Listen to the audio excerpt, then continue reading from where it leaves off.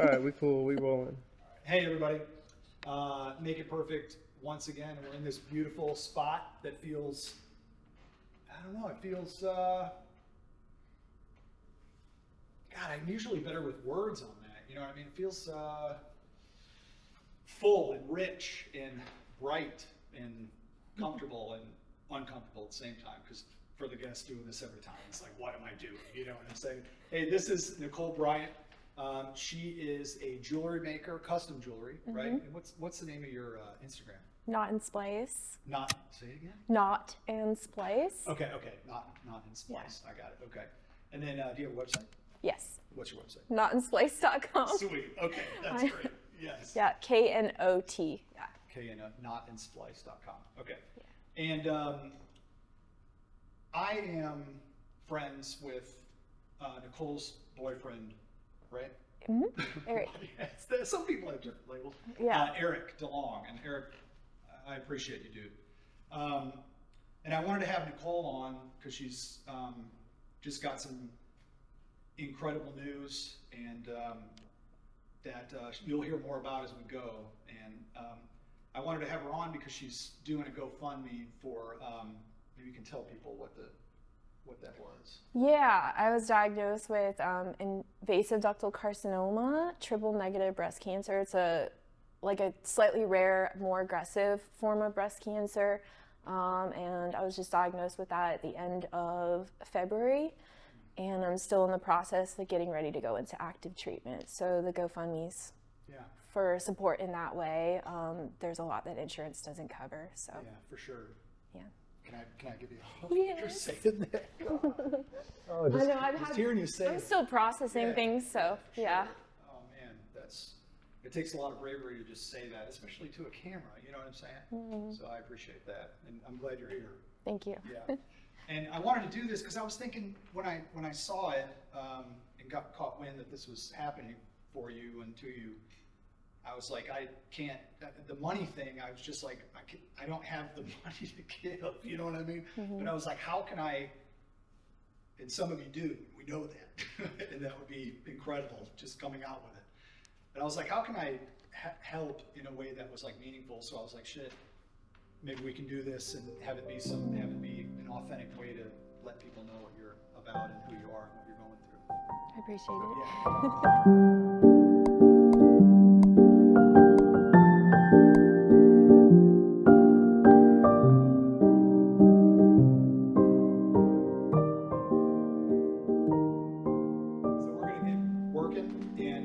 Just see what happens. And there's some scripted stuff that I thought about prior, but you won't know. Okay, so these are, I guess, soft body acrylics. I say medium sometimes, but whatever.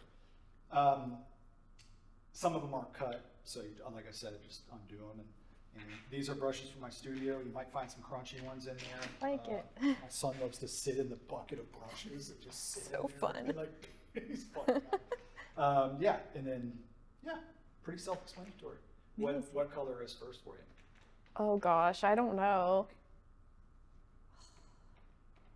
I'm gonna do white first. Oh, white. White canvas. I got a good result. That's cool. Last time when I was dinking around on the last one, and I was like, oh, it's kind of cool. You know what I mean? Yeah. Let's see. And these paints are from Jerry's Artorama in East Nashville. Thank you again. Amazing. Yeah, she's awesome. Man, Daniel, I thought I had Payne's Gray, dude. Did you steal that? Did you steal my Payne's Gray, dude? You didn't? Where's my Payne's Gray? Oh, no. Oh, I'm going black. That's what I was. So tell us about your jewelry making. When did you start doing that? I started that around, let me think. Yeah. That would have been like 2012, 2013. Okay. But I did like a metalsmithing class, I think in 2013. When you were living in Florida? No, I was in Chicago. Okay. Gotcha. How bad? Yeah, and I was still working at the University of Chicago, and I just did that for fun. Mm-hmm. And I just kind of got obsessed with playing with fire and stuff, so. Easy to do. That's awesome. That's awesome. Fire rips. Yeah. That's probably the dumbest thing I've ever said on here. Well, I was really scared of it, like the torch and stuff like that. Oh, But okay. I don't know. I kind of got obsessed and Cool. just was at the studio all the time. I worked at like a shared metalsmithing studio. Mm-hmm. So I had friends that were also making jewelry that were there. And yeah, just took that class and then I just became obsessed and taught myself a lot of other stuff. Nice. And later took other classes. What did you become obsessed with fire? Like, yeah, I'm 'Cause, seriously. well, it's dangerous, Yep. and obviously, like you're working with acetylene gas for metalsmithing, Yeah. which is highly explosive. And I don't know. I think it was something that really scared me, and I thought I wasn't going to be good at it. And then I just built some confidence because I just didn't have a lot of self belief. I think when I was younger, and was just really intimidated by things. And I think just doing something that really scares the crap out of you is just a good way to boost your confidence. Yeah, for sure. Wow. Was there like a feel that you had when you were like can you remember the time when you were like how do I say this in like the most mystical way I can? Like you felt one with the fire you were using? Not such a strange. I don't know if it's that strange to us, but yeah. Go ahead. I don't know. Like, Okay. I feel like most of the metalsmithing portion of what I do is like very technical. Okay. So I think like I'm usually focused on technical things when I'm doing that type of work. But Okay. I do wax carving, and that's a lot more intuitive, where I feel like I kind of get lost in the process more. That's And a good way to, yeah, okay, I definitely get that. yeah, It's a good way to like, what am I trying to say? Make distinctions. yeah, That helps me totally, understand more. That's cool. yeah, You obviously work with the fire now, right? yeah. Maybe I need to work with fire. Maybe that's where all my questions are coming with, you know? There's Coming some from. welding classes, I think, maybe. I think I just want to burn shit, period. Yeah, totally, like a rage room, but with fire. That would be perfect. Like if Yeah. there's a place where we can do that, Yeah. get out all of our rage. It's fiery. I remember one time we got in Columbia and it was near the end of my marriage, and I you get caught up in stuff, and I was so pissed about something, and I built a fire, and my studio was in the backyard. It's a fucking rad studio. I could just destroy it if I wanted to, you know? And I started dragging out all of these paintings that I had stored in there and burned them face up. Oh no. I burned probably over 10 paintings. Like Oh just my burned them, gosh. burned them. God, it felt so good. Wow. Just ones you didn't like? Just No, I liked them. I Oh, think you that's did the like key. them. I think that's the key. You gotta like them. You know what I I like mean? that. Yeah. I, Something precious. Yeah, totally like a sacrifice or something. But it's also like it felt like self-immolating in a way. Like I was trying to find something else in myself. You know what I mean? Yeah. But you ever had an experience like that? Maybe not. I mean, I've definitely destroyed pieces I've made that are really expensive because I was sick of looking at them, or I've had them for a long time. And the cool thing with jewelry is you can melt down the old gold and reuse the materials, and I take the stones out. And so that's actually one of the cool things is, just kind of like alchemize, because I made pieces at different stages in life, and I don't make it to hold on to things for myself. I really enjoy making them for other people, but after a time, if they just sit around for a while, I get sick of looking at them. They remind me of some part of my life or something, and I'm like, okay, I'm in a new era, so time to turn these into something new. Oh, that's cool. Yeah. Okay. I'll make So- some stuff. Tell us about this, tell us about this ride of diagnosis. Like, how did you even figure that out? Oh, okay. So, gosh, I actually went to Tucson Gym Show at the beginning of February, very beginning. Tucson Gym Show. It's like the world's largest gym show. Oh, gym show. Yeah, Got it. gemstone, Okay. like I hear you. gemstones. Yep. And my really good friend Lindsay, who you know, Yeah. Yeah. Yeah, she's awesome. yeah, Super cool. I asked her if she wanted to go. She was like, yes. Yes. So we booked this trip and went there, had an amazing time, got to meet so many people that I've known online for years. Yeah, that's cool. And I had found a lump right before the trip, but I kind of was like, I don't know, this seems kind of concerning. This doesn't seem right. But I just kind of was like, I can't do anything about it. I'm going on a trip. So when we got back from the trip, which we were on this like great high from the trip, I had all these plans to, I met different people and had different projects that we were gonna do over this year. Right. And that's where my mind was. And I was like, well, I still need to get this thing checked out. I asked Eric about it. He was like, yeah, that seems odd.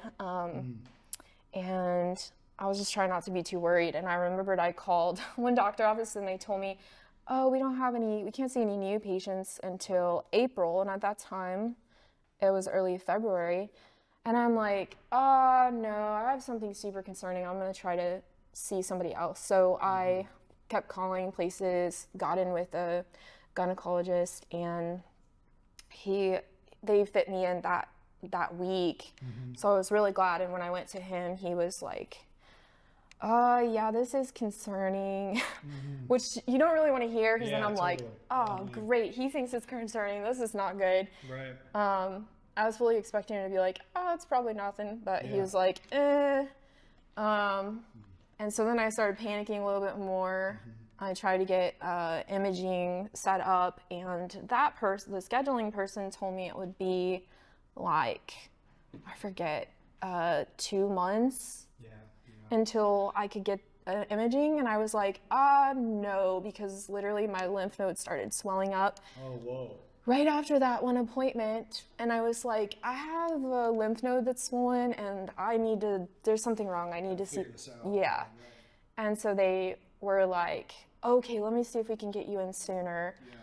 I mean, I've found somewhere you really have to advocate for yourself a lot, because if not, I'd probably have been in a 6-month waiting pattern with all of this, between doctor's office and imaging. So anyways, I got an imaging appointment. Right after the imaging, they had a radiologist talk to me, and she was basically like, this is super concerning. We're gonna try to get you like a rushed biopsy. And I've never had a biopsy or anything, so I was like, oh, great. So we actually got in the next week for the biopsy, and that was a very painful procedure, but What was the deal with it? I don't know. so they take what's called a core needle, and I think it's 10 gauge is what they use. Do you know how big 10 gauge is? Yeah, and it's basically a hollow needle, and there's a needle inside of like a needle shaft thing. And so they basically make an incision, like a X incision with like a scalpel, and then they put like this long needle thing in, and then it's like a harpoon, like it like basically injects out another needle, grabs tissue and pulls it inside this tube, and then they pull it out. Well, they numb you, but Still, I bet. it was awful, and I had a lot of pain, right after. They would give you Tylenol, and it's billed on insurance as a surgery. Oh my gosh. So man. we definitely need some more pain management for women, I would say, but happens a lot. So yeah, and I had 6 of them while I was there. So within how much time? The biopsies themselves were pretty quick, so it would probably like maybe 30, 40 minutes. Whoa. You had 6 of them in the same day? Yeah, in the same day. So they do them in different spots, and I had my lymph node is like almost 1.5 inches, and then the tumor itself in my left breast is like 5 centimeters, so it's like 3.5, almost 4 inches. So yeah, so they were doing biopsies, and They say know the details of this. I don't even want to say the word for some reason. Because I don't want to speak the word, Yeah, don't worry. Cool. I'm not worried about it. What do they say about it? What was the information that you got about this type of cancer? At the biopsy appointment, afterwards, they don't really tell you much, but the radiology tech was just like, oh, does cancer run in your family? Well, I already knew because my referring physician told me that I had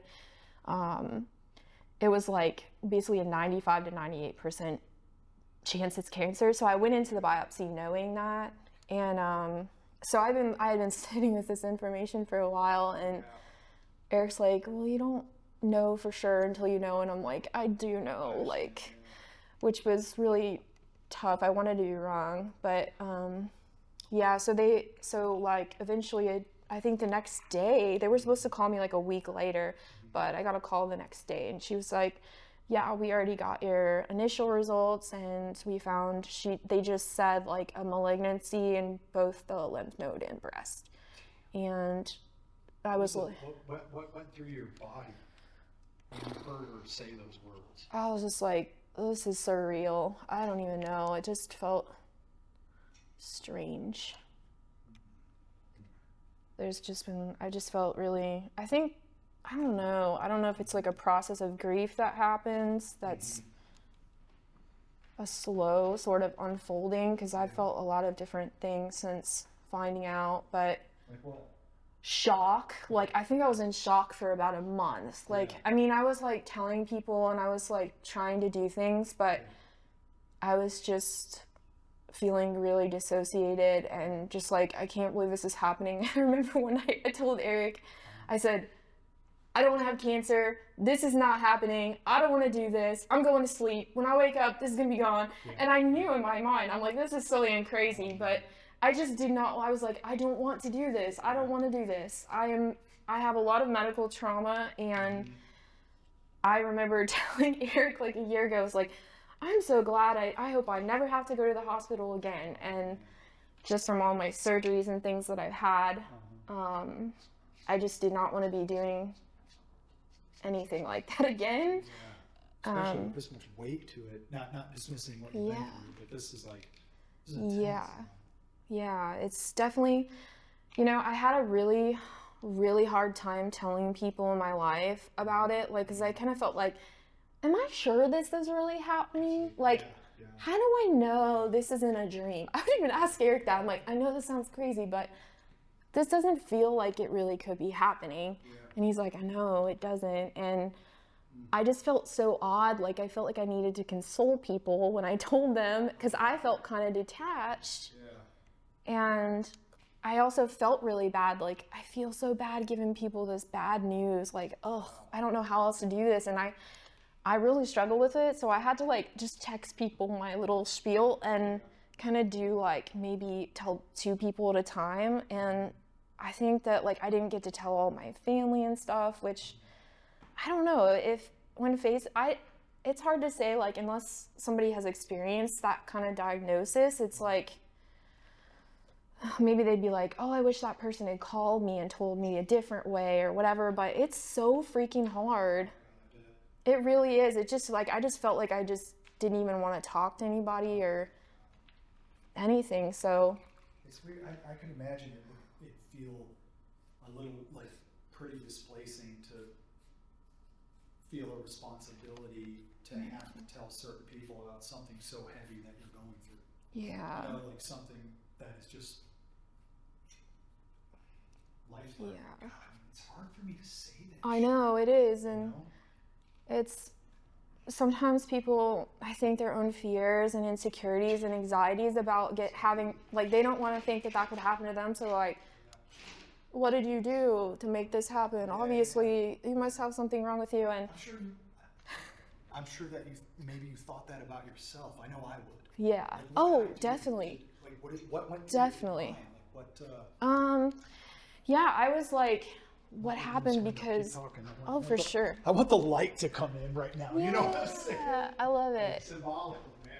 I just, Yeah. go ahead. Not because this is like, I'm gonna take off my dark. sweater.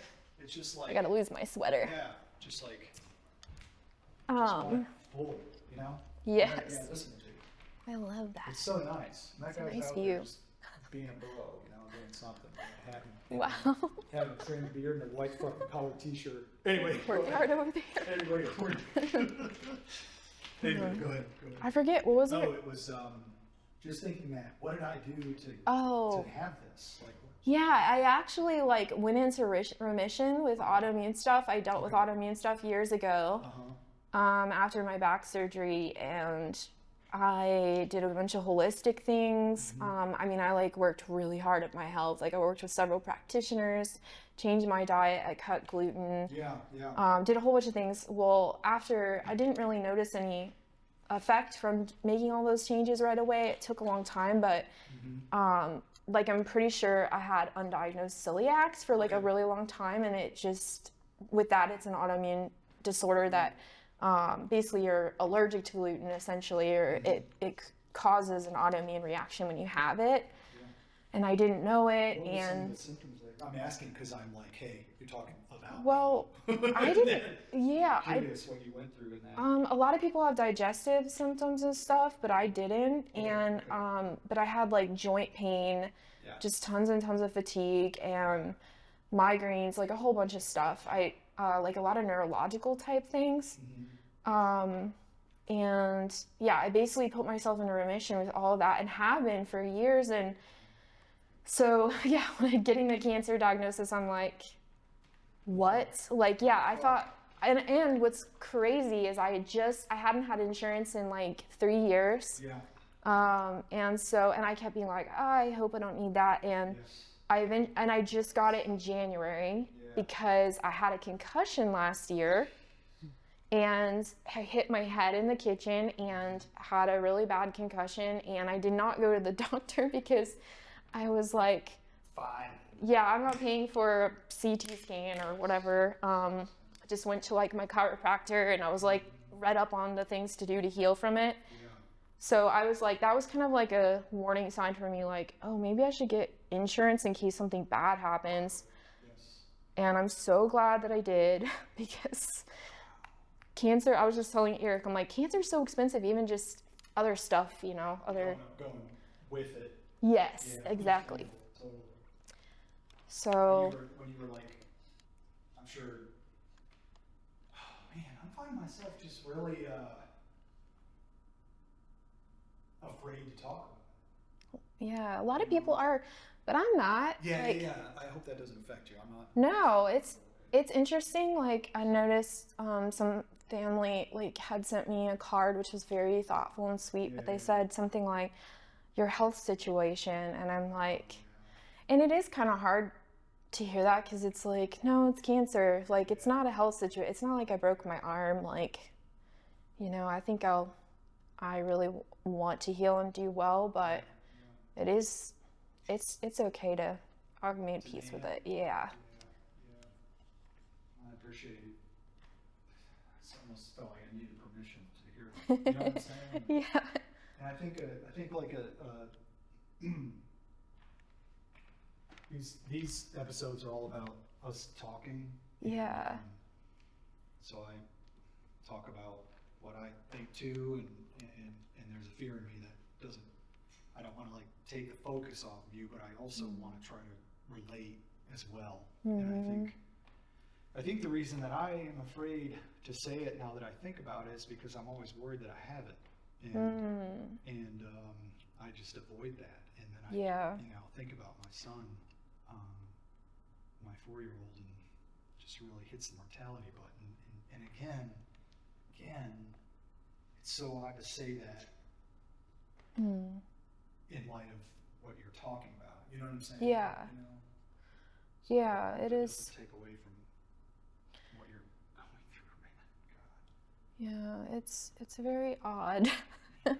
I never thought I would be like, yeah, I just, there's a whole lot with that, but I never thought I'd be like doing genetic tests and being told like, you know, you're really young and you've done all of these extra things to like it doesn't make sense to us why you have this, and there's a lot of heaviness that comes with that for me because I was raised by my stepdad who adopted me. Yeah.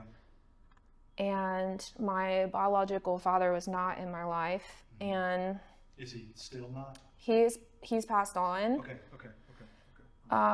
Yeah, I actually have 2 family members that have passed on, immediate family members, my brother and my biological father, and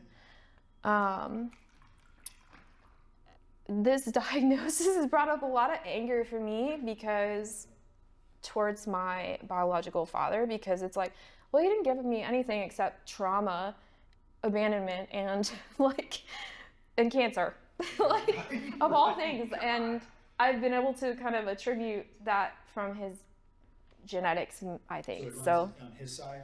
yeah, and I wasn't aware of that, and I wasn't aware of any of the risks or anything. Like, I didn't know any of the history, and I always thought, I was really into natural healing for a while, and I think it can be really powerful, and I love, doing just those everyday, like, kind of things. Like, I love acupuncture, and just, like, different healing modalities and stuff. I'm really open to that, and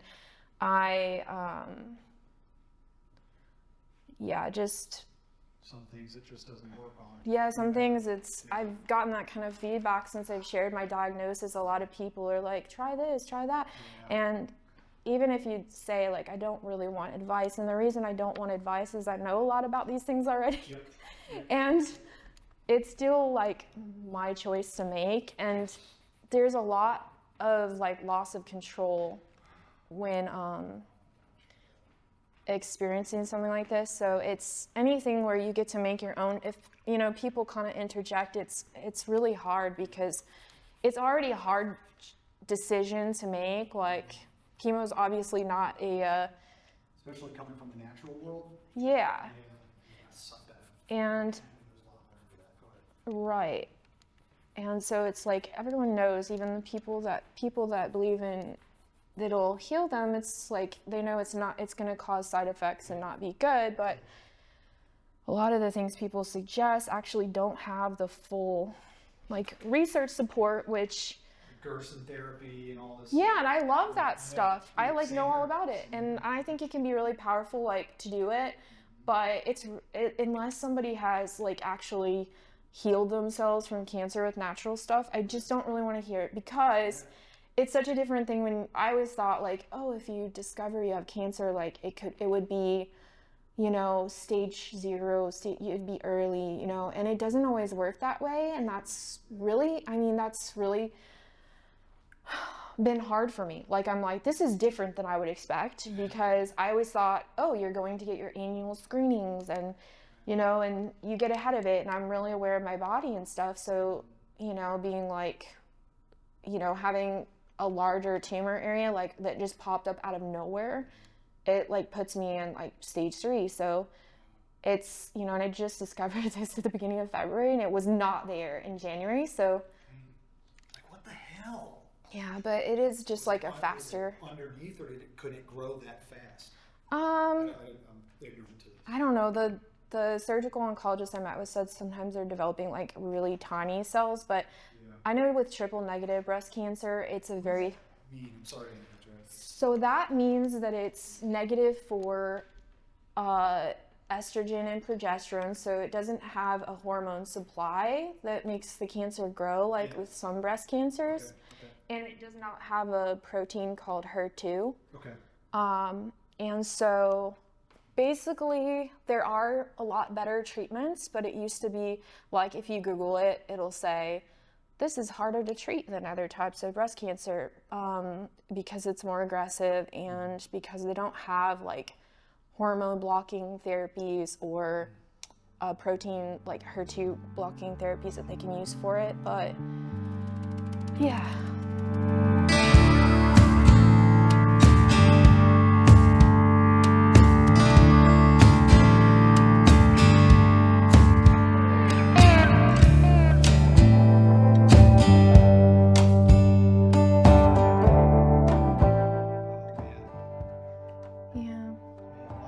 I really value that you're talking helps me,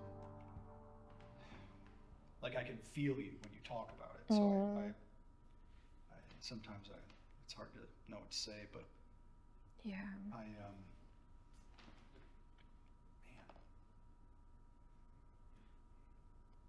What's it, what, I know it's now, but what,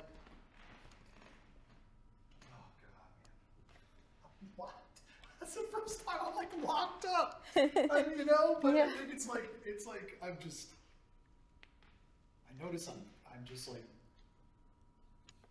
and the fact that you're a woman and I'm a man asking Yeah. about this is something, this I know, it seems- stuff is odd, you know, like. Well, yeah, I think that breast cancer is over-sexualized, you know, like wear pink and like there are all these companies that kind of benefit from being associated with that, like virtue signaling or whatever. However, like there's so much more to it than I realized. Like, Like what? I think I always, like, I just didn't know and I didn't really think about it. And I didn't have anyone close to me that had breast cancer that I'm aware of. But I just didn't really think about it. So I kind of always thought, well, so, you know, it's their breast, like at least it's nothing, it's, you know, it just, I think the way that we think about things, like, I think it is like kind of over sexualized because people will say like, oh, well, it's just like, at least it's just your breast or whatever. But it actually is, it's like your body has cancer. Yeah. And it's not just that, like there's so much involved with it that is actually really hard for women going through cancer journey, because if you do chemo for breast cancer, the chemo treatments are a lot more aggressive. And so there's hair loss, typically like 50 to 100% of your hair, even if you do a process called cold capping to save it. And then like if you don't have surgery before, like earlier stages can have surgery before. I have to have mine after chemo. Then you're essentially having an amputation, but when they do that, there's no feeling in your chest area. So they sever the nerves and everything, and you can have issues with your lymph system, because if you have, usually they remove at least 3 lymph nodes to test, and so you can have like weird lymphedema issues afterwards. And not only that, like some people have like nerve damage that causes like nerve pain all the time. And yeah, and then radiation, there's a lot of symptoms that can come with that. And some of the immunotherapies that people do also can have, like they can create autoimmune disorders. So there's a lot of, it's a lot more than just like, oh, you just get a boob job, because sometimes people think that that's like helpful, but it's not the same at all. Yeah. So. It's like all like just, it seems like so many what ifs, you know, and like trying to stay somewhat connected to yourself during this time. Fuck. Yeah. That's And I've had to wait for appointments, so that feels weird as well. like you're wasting time.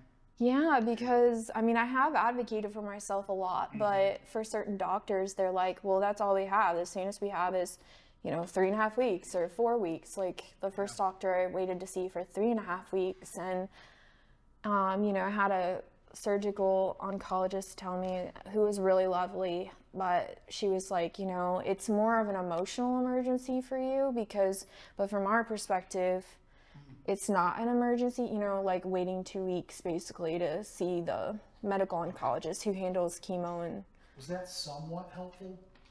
no, because I think you just whatever. want to be told like you'll be seen right away, you know, and it's just really hard to just sit and be like, because I have pain and I can feel like, I don't know, there's like some nerve involvement and stuff, so I can feel pain and it's uncomfortable and I'm tired, and so it's just kind of hard to believe that it's like 2 weeks is not a big deal. Yeah, you're just like, I'm just out here walking around with cancer and like, you know, and it's just a weird thing. It's just like no one's gonna check on you to make sure you're going to these appointments or whatever. It's like, it's just odd. Yeah. Man. Was there a day that you can remember that you were just like leveled?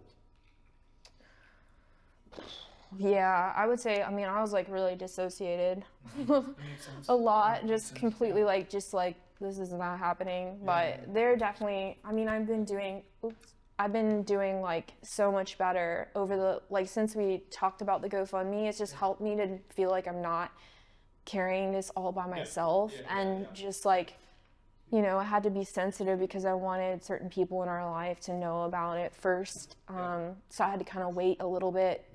Eric and I waited a little bit before sharing with some people, so, and publicly. And so that was hard because like we were going through all of this and then some people in our life didn't know. And but yeah, like I think I felt a lot better after sharing on the GoFundMe, and just people just getting the support felt really like kind of overwhelming but nice. But it kind of helped me come out of my funk because yeah, I just think I was just in my whole body was in shock. Like I was just sleeping a lot, like right after I found out. It's so singular, you know? To get Yeah. something like that. Like, it's like an army of one at that point, you know? Yeah, for sure. God, I can imagine just like like you said, the feeling dissociated and like part of you, like living with, I'm doing my best to empathize here, and I know I can't as much as I would love to, but like living with something that is objectively there and physically there that is not you. Do you see what I'm saying? Yeah. Like another being or something. God, It does. It feels insane. alien. Yeah, there was a time period afterwards. I was just like, I really want to get this removed. Like, Yeah, just want to dig in there and get it out of there. yeah, I was just like, I hate having this, and I just feel so uncomfortable. And then I like realized it's like your own body's cells, like. Yeah, right. Trying to react in a way that it knows how, I guess it doesn't. Yeah. It's learning or something. Yeah, and I'm trying to just see it as it's not like separate. I mean, it is. I believe I'm not gonna have cancer forever, but it's like, but just kind of think more loving thoughts towards myself, like, you know, and accept it. Do you think loving thoughts towards the tumor? Yeah, because I mean, it's in my body, and it's just like, I feel like when, I don't know, one of my family members was like, we need to do the most aggressive thing and kill it. And I was just like, no killing about my body, okay? Like, I don't want that word. It's just, because I think words are powerful. That's why I wanted to avoid saying it, you know, and my own fear. Yeah, for sure. Go ahead, listen. Yeah, so. Do you talk to it? No. Okay. I mean, I've imagined it shrinking and like tried to do like. Give you a chuckle, that's good. I try to imagine it shrinking because I'm like, yeah. Wow. I asked that because I was, my psychologist Dodge, I always say I talk about him a lot because I do, and I was telling him that I was, you know, just afraid of death in general and my son and stuff, and a little while ago. And he said one of the I guess this I'll say the wisest wisdom keepers he knows has had cancer in his ear, and he was facing death pretty head on. And he said he started talking to it, and I'm not I know how you feel about people suggesting to do some shit. You know what I'm saying? I'm just telling a story. Totally. Like he said once he started talking to whatever was going on in his ear, he was ultimately talking to death. Interesting. He was able to have more peace because he had conversations with the thing that was threatening him. Interesting. And I was like, that's incredible. And Carl Jung talks about that too, with dreams and talking to the parts that we don't want to see. Oh, yeah. You know? So I thought that was pretty brave, and why not? That is really interesting. I thought that it's pretty interesting to hear that too, you know? Yeah, that This is is- interesting. I like this light coming back through the That is the pretty. canvas here, honestly. It's kind of fucking up my, it's kind of fucking up how I see this, but it's cool. So what's going on with things, Daniel? What's going on with the GoFundMe right now?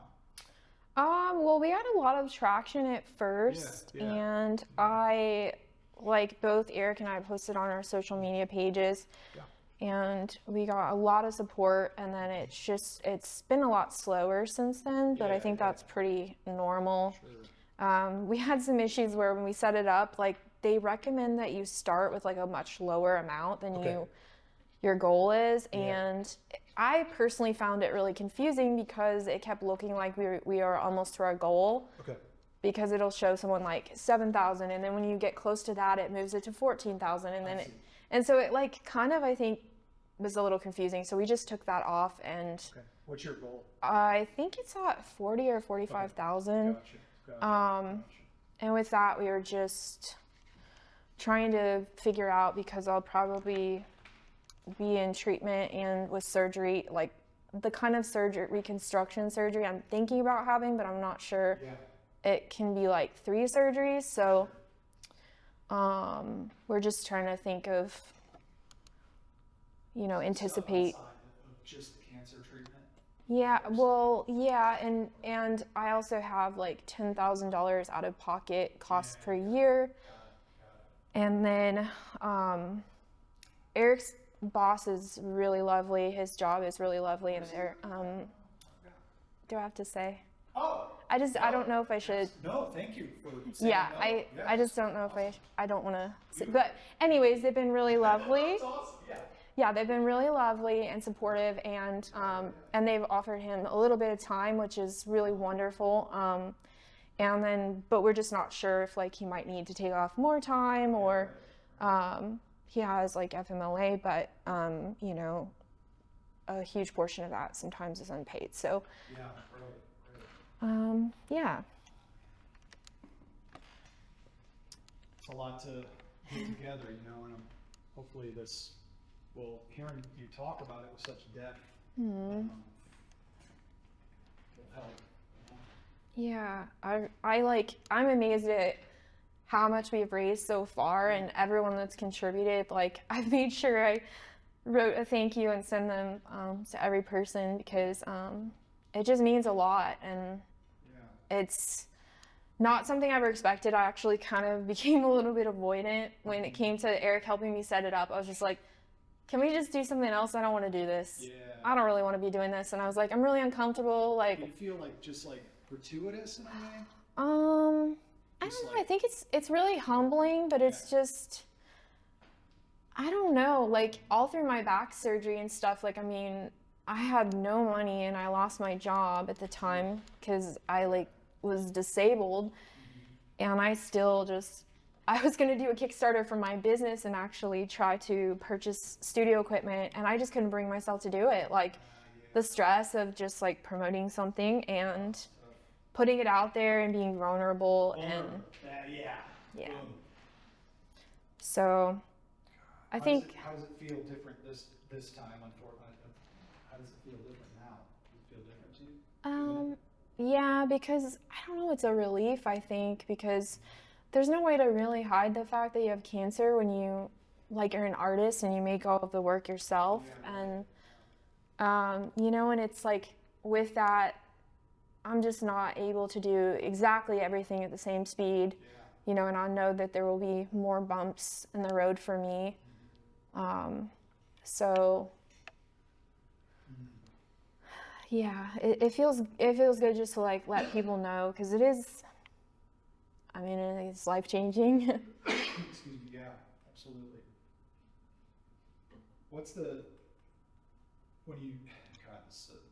Every question I ask, I'm trying to be as sensitive as I can. Oh. So I want you to know that. That's okay. That's okay. Ask real questions, Yeah, go for it. What, when you think about the future, what do you see right now when you think about your future? Like, how far in the future? Whatever, yeah. take whatever one comes up first, however far. Ugh, I'm trying to visualize really good things happening in my life. Like what? Like I don't know. There's a lot. Yeah, I'd love to hear them.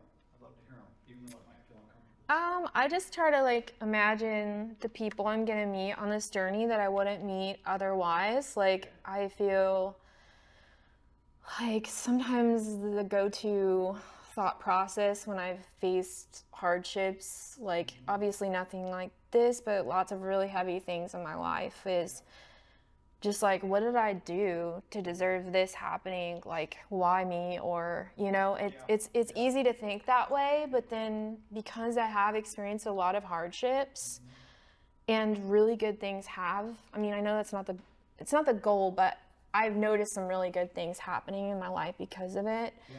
It's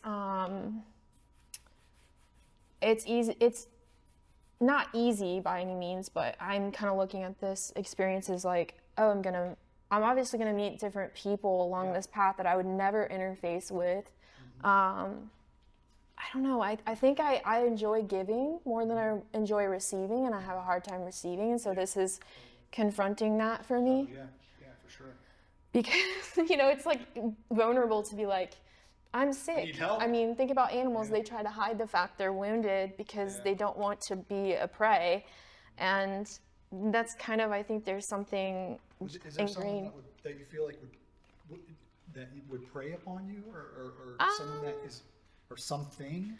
There are people in my past that I won't mention that I'm sure wish ill upon me, but they're not good people anyway, so they kind of don't matter. But but you know, sometimes it feels a bit vulnerable, like, oh, see, this happened to you or whatever, because you know, whatever people may think. And I don't know, I think it's a natural thing to wonder why someone's facing something difficult like cancer, but I don't naturally think of that about other people. Like, I'm not like, oh, what did you do?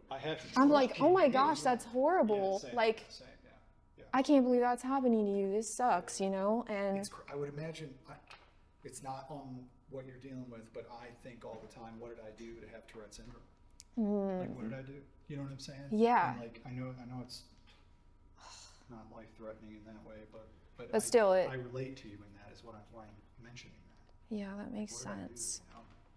you know? I hopefully God or whatever knew I could do it.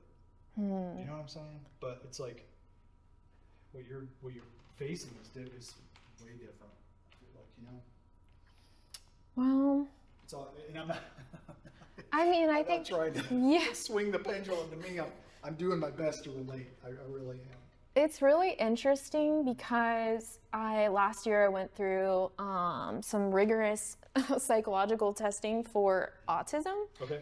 And I learned that I'm autistic. Got it. And How does that show up for you? like, I would guess I would be considered a high masking autistic person, and I did not know that it showed up for me. It just kind of like came on my radar when I saw on social media people talking about the differences between boys and girls that are on the spectrum.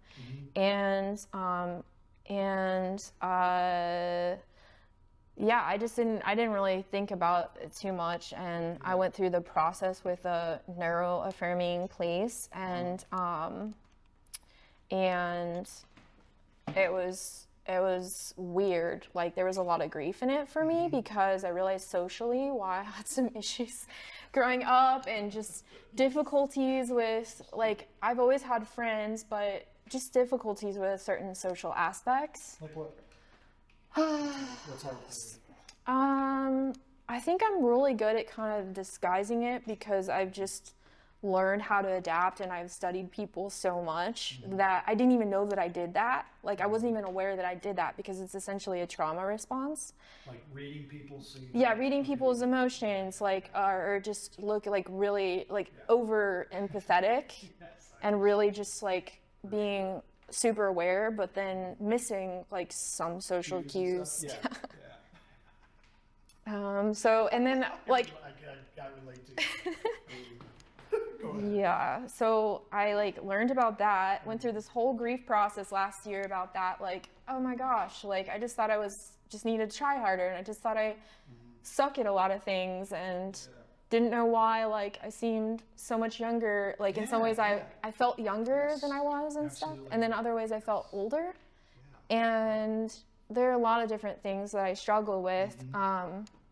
And then I got diagnosed with ADHD, and I was like, oh, okay. I was like, okay, well, this is, but it actually helped me in a way, because my brother passed away in 2021, and that was very traumatic. And with that, like, there were a lot of things that I didn't really understand about him, that he struggled with, and reading about, you know, autistic individuals that a lot of times struggle with substance abuse, and it's a coping mechanism, and we're feeling so isolated. Yes. You know, and trying to get away from the feelings and not knowing why we're having them, not be able to sustain them. Yeah. Or maybe that's not his, but generally it can be like that. Yeah, I think it was, and just he had a lot of other difficulties, I'm sure, that I'm not aware of, but. Yeah, it just like kind of helped me, man, just see life in a different perspective, see my childhood differently, like really understand myself better. And I was just finally getting used to all of that, like, and all that info. And I was like, I want to talk about being neurodivergent in a way that would be helpful for other people in my industry, because there's a lot about, I mean, I would say the jewelry industry, the community is very welcoming, but there are some other aspects that, you know, like. I never thought of a jewelry community. Go ahead. That's pretty awesome. Well, like, I mean, other jewelers and metalsmiths and gem dealers and stuff, and it's wonderful. It's very niche. It's very small. And then there are just some aspects of things, like some social aspects that are just harder to interface if you're autistic. So, Like what? Like, can you? I would say just like social things, like being included. Something that happened to you, or the way you feel about it?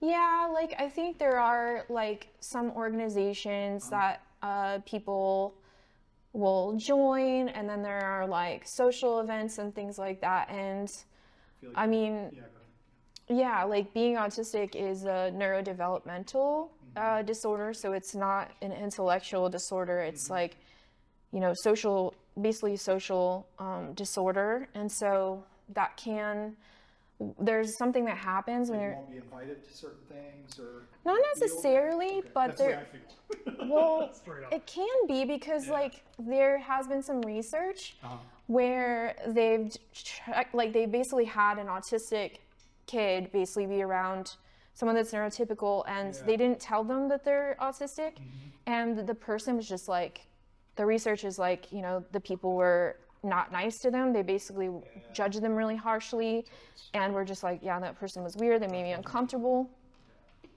And that research, like basically once they learned that took a different approach after that, and they were like, hey, this person's autistic. And just let them know before they met them. And they treated them completely different. It like activated all this empathy. And they were like, oh, okay, they're different because they're autistic, so therefore I can just turn off my fight or flight. It's like an understanding there. Yeah, they're like, oh, this person's not creepy or weird, like if just because they're different, like, because I think that we're just hardwired. Yeah. Go ahead. Well, and you know, and so it just activated an empathy part of their brain, and they tried harder to understand that person. And so my thought process when I was kind of going through all this grief and stuff, and I was like, I would really like to talk about being neurodivergent, and like just more of visibility for people in my community who maybe they don't see another jewelry person that identifies or publicly identifies with being neurodivergent. I thought about all this, and then I got this cancer diagnosis, and I was like, well, I don't even know where to go. What am I doing? Might need to pivot, as they say, I guess. But I still feel I've met lots of, like, I mean, not lots, because, I mean, but I have met some cool people that are in the neurodivergent space that are ADHD like me or autistic. You know who Tracy Rodriguez is? I do not. She does. She's really big on like the pain that's associated with ADHD and autism. Oh, that, wow. You know, if you go to the doctor, they cannot figure out what's wrong. She's saying hypermobility, so there's one of those. Yes, Yeah, and I'm hypermobile too. I have like Same. crazy, my joints are so crazy, yeah, that it's like I try to get splints for my fingers made, and they were like, yeah, just yours moves too much for that, so. It hurts. Like I'm in pain every day, like in that way. You know what I'm saying? But yeah, it's it was cool to Tracy Rodriguez is her name. You can look her up. I can't remember what her Instagram's called, but we'll put it down there. I bought her course, and have I done it 2 or 3 times? But honestly, I just like listening to this lady talk, and you know, you get on YouTube and you watch someone work out, and you're like, "Fuck, that feels good." You know what I'm saying? You're gonna absorb it. Yeah, like, right. Yeah, the muscles are just gonna get bigger. But I want to ask you, like, what kind of time are we working, Danny? Around here? We're not around like 50-something minutes. Yeah, we'll go for a couple more. I want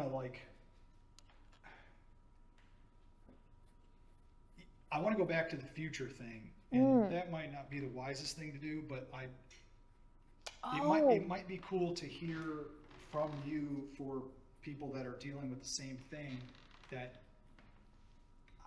have had a million thoughts about the future, the present, the past. Like,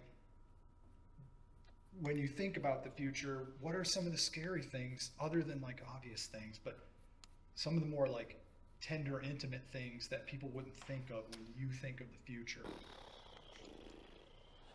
I mean, there's a lot with cancer because there's just so much unknown, and I think no one can really give you advice with cancer treatment because, and I've seen a lot of people in the cancer community say, like, I don't want to tell people what my side effects are because everyone's different, and if they had an easier time, they don't want somebody to be like, feel, oh, fuck. Yeah, and be caught off guard and be like, oh, this person had a great time and I'm really sick or whatever. So I think I think I have, you know, there are a lot of fears that come up for me with this. Yeah, like what? Can you I would say,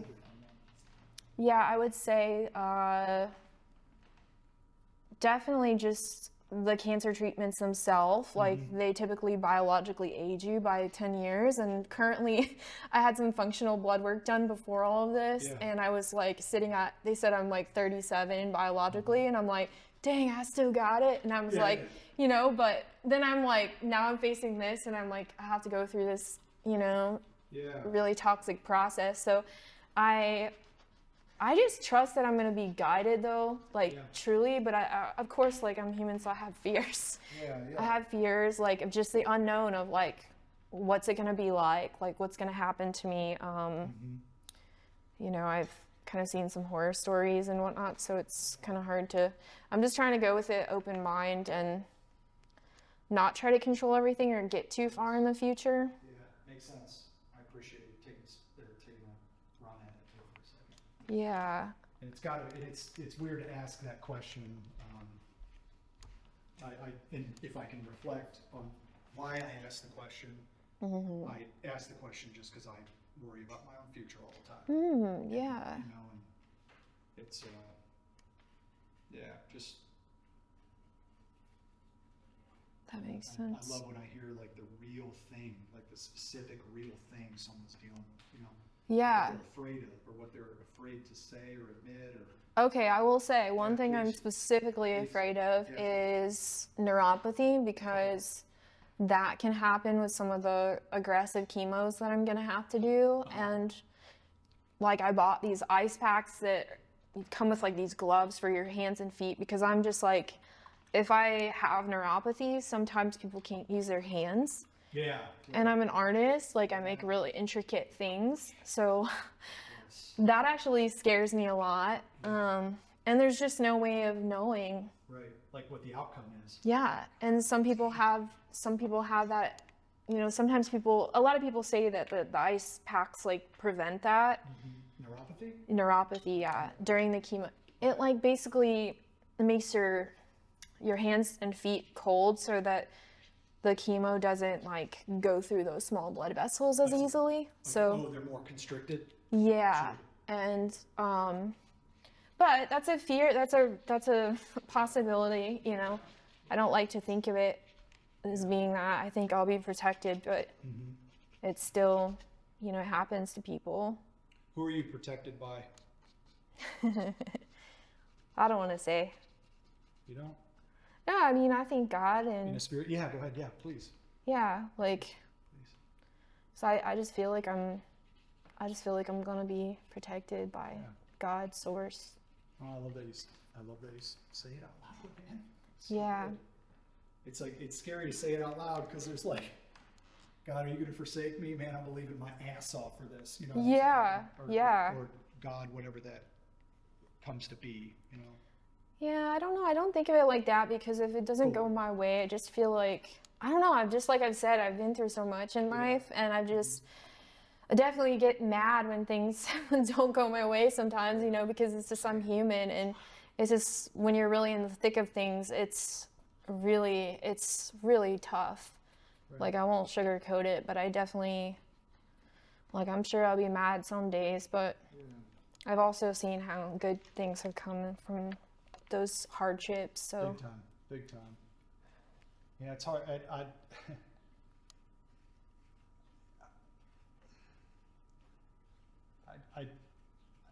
I trying to say here, man? I think I, again, just try to ask.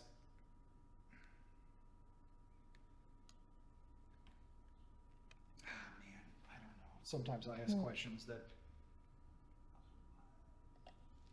it's not like I want someone to be in a negative spot. You know? Like, I think I want what I think, doing a lot of like psychological work myself for a long time, and granted, what you're going through is way out of my scope, you know? It's like once the massive fear, and this is a different thing because we got cameras rolling and stuff like that, you know? I understand totally. that, but once the massive fear is like, the fear that you don't want to speak is spoken, it has less power. And, yeah, I don't want to die. Yeah. So fucking awesome. Yeah. I don't want to die, and I told Eric, like, I really need to see my future. Like, I really need to, when I found out, I was like, I really got to see, like, where my life is going. So, like, because I just didn't want to fall into a black hole of sadness, you know, and just feel sorry for myself. There's definitely been some of that. Totally. And just anger. But I don't want to die. It's hard because I lost my brother. He was young. He was 46, and he lost his life to homicide, and that was very, very, very traumatic for me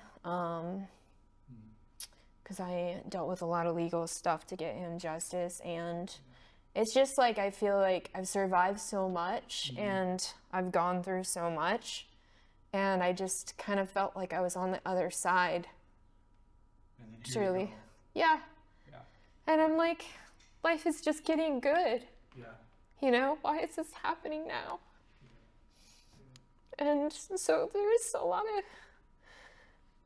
of, I want to live. Yeah.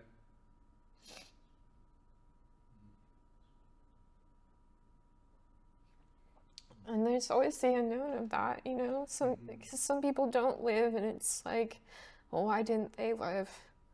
You know, some of the sweetest people die young, and it's not anything they did wrong. You know? That really seems to be like a thing that you think about. What did I do wrong? Like, why did I deal with this? It does just seem odd, but I think just a conglomeration of experiences throughout my life. It's just, I don't know.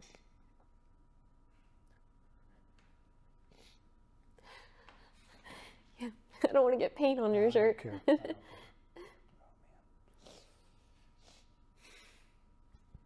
respect you so much for going there and saying that. Like, Thank you. yeah, the tears are just so. The tears are like a confirmation that it's like the depth has been found.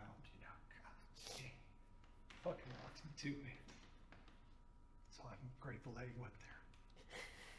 Yeah.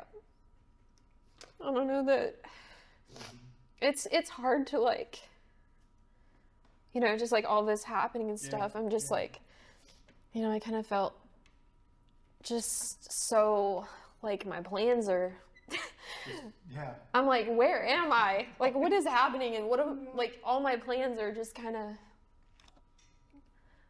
different, you know? Like, Eric and I had planned to take, like, a trip, and we kind of put that on hold because we're just, like, waiting on all these doctor's appointments. And Where are we all going to go? we were just going to do, like, a Airbnb and bring our dog and, Love it. yeah, and just, like, you know, do some trail walking and stuff like that. But we were just kind of, like, not really sure when appointments would be, and we were like, oh, we don't want to book this, and then something changed, so Like all of a sudden do you hear from a doctor you want to hear from, or is that it? Or? Yeah, or just like, you know, need availability for, just because the scheduling is so crazy, they just give you one date and it'll be like, oh, this date's available, can you do this? And then if you can't, then, you know, it could be pushed out really far, so You don't want to miss it. yeah. So What's the next step? you know, I'm just taking things day by day, but you know, I haven't been posting as much on my social media and stuff because I've just been processing a lot, and it's kind of hard to do that if you're always creating. And so I want to keep making my work, but it's hard to just carry on like normal, you know. It's kind of, I make my work for other people, and it's about their love stories and whatnot. Like, I make jewelry, rings for other people, but there's a lot of me in there too. Yeah, absolutely. Oh, for sure. Yeah. So. Just the emotional process that goes into making a piece of work, especially for when you want to make it authentically for someone else. It's like sometimes I'm like, fuck these people. You know what I'm saying? When I'm doing commissions, I'm like, fuck you and fuck you. But then that needs to come out. Yeah. To be a real piece of work, you know. I don't know if you experienced that, but maybe you don't. I mean, I have some really sweet clients. Sure. I really do. I have some of the best clients. I mean, and I really want to do a good job, so it's just I want to be in the right headspace and put good energy into what I'm making them, you know, not be like depressed and just not really putting much into it because it's important to them, and it's important to me too, so. It's good to hear that too. It encourages me. I think maybe I need to put those fuck yous in there just so I can like make a real piece of art through my process, I guess. Maybe I'll fade out. I don't know. I don't really care right now, but man. Well, I'm honored that you came on here and Thank you. allowed me to ask you the questions that got the thing out. You know what I mean? Yeah. I know that's a lot to bear. It is. But I feel like you handled it really gracefully and in a brave way. So I'm really grateful that you came here. Thank you. It's a cool process. I love painting and talking. So excited about it. It loosens up, you know what I mean? Yeah. It loosens stuff up. It's pretty neat. It's wonderful. And it's never at least I don't think yet, it's not my intention, and I'm pretty good with my intentions and where they come from. Watch me say that, and then just be completely oblivious to some shit, but as far as I can tell right now, it's not my intention on the show to like, when someone's being authentic and vulnerable and real, to like make light of that or take them to a negative place. I think I'm just trying to get to the most real thing. Oh yeah, for sure.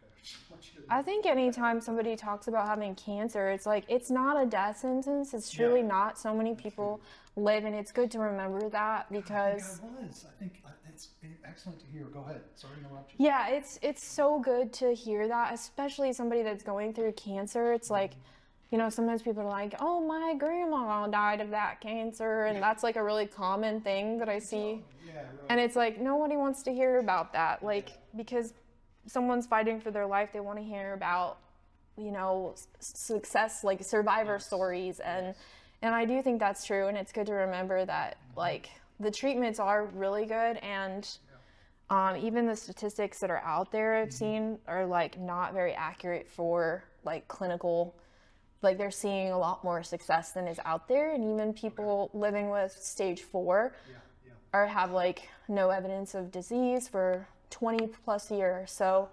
that happens all the time, and miracles happen all the time as well. I love hearing that too. Yeah. It's like, it is a reality, you know? I think you It nailed is. it. Like, I'm over here, cancer death sentence, but it's like, I'm glad that there's been some, like, truth that has been spoken to me in my perception of that, so I appreciate that. Yeah, I met an amazing friend in the jewelry community who also has had the same diagnosis, and obviously no diagnosis exactly the same, but she's been a huge encouragement to me. What's her name? Her name's Katie, Got it. and I know she's just been like, hey, it's not been as bad as I thought. And just hearing that makes like, oh, okay, when you hear all the horror stories and stuff, it's like you can get really fearful. And yeah, and she's done really well through treatment and even was able to work, and she's an artist too, so it's really encouraging. To hear. Yes. And so close and like personal. Yes. You know, to have. It's awesome. How do you feel about your painting? What's going on with it? I have no idea. It's just kind of like a weird thing in front of another weird thing. Reminds me of like a seahorse or something. Yeah, I don't know. I don't know what happened. It just kind of, it's just like, you know, you can't stop sometimes. Yep. I got some fucking dude over here that is like just That's fun. jamming his teeth, or that's not his teeth, it's his brow. Let me put a mouth on this dude. So I like it. I like the colors. That's wild. I think I paint my son all the time just because he's got these like, right now he's got these cute little gaps between his teeth, and he's like in my face all the time, so I'm always like painting him all the time. Funny guy. So cute. Harrison, what are you doing, buddy? Wow, that's so cute. Use a trip now. Use a trip. Amazing. All right, I think we're gonna wrap it up here. Okie doke. It's awesome. I gotta- Awesome. All this paint. Just like there if you want. No big deal. Thanks for cleaning the brushes. Yeah. Most people forget, so I really appreciate that. I'm like, damn it, I'm like, my brushes, you know. But thanks again for this. Can I hug you one more time? Yes. Okay, cool. Thank Thank you you. so much. Thank you. Oh man. I'm really grateful that you came here. I want to shake your hand too. Yes. Yeah. Hey, go hug someone you love. See ya.